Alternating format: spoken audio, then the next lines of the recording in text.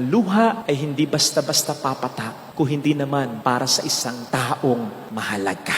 Napakaganda ng sinasabi sa Psalm 56 verse 8. Sabi ni David, habang siya'y naghihirap, habang siya'y maraming problema, you keep track of all my sorrows and you keep my tears in your bottle. Sige nga, ano yung tinatago natin? Di ba usually yung mga bagay na sa atin ay mahalaga? Kaya yung luha mo, yung luha ko. He keeps these tears in His bottle. Minamahalaga ng ating Panginoon Jesucristo. Kaya, ang maganda ditong makita natin, that God is very much aware of what we are going through. Hindi siya katulad ng iba nating mga kahit close na kaibigan na kinakailangan mo pang i-explain sa kanya kung bakit ka umiiyak. Ano ang gagawin niya sa botelyang yan?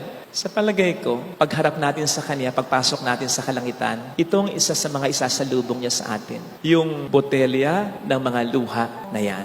Na para bang sasabihin niya sa atin while holding that bottle near His heart, I was with you in every painful situation of your life. Kasama mo ako sa pag-iyak mo, naiintindihan ko mga luha mo, pinapahalagahan ko ito, alam ko ang dahilan at gumawa ako ng paraan.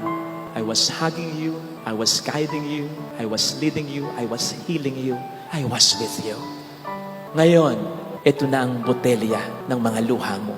And the Lord will wipe away all our tears. Sasabihin niya sa atin, tahan na, tama na pagluha, nasa langit ka na. Sapagkat dito wala ng kamatayan, wala ng sakit, wala ng dalamhati, wala ng pag-iyak, wala ng pagdurusa. Sapagkat ang mga dating bagay ay bago na. At ang botelya ng luha mo ito, binibigay ko na lang sa iyo, pero hindi mo nabubuksan, hindi ko na rin bubuksan sapagkat wala ka ng iluluha sa kalangitan. Nasama na kita. Pero ito'y magsisilbi lang na alaala.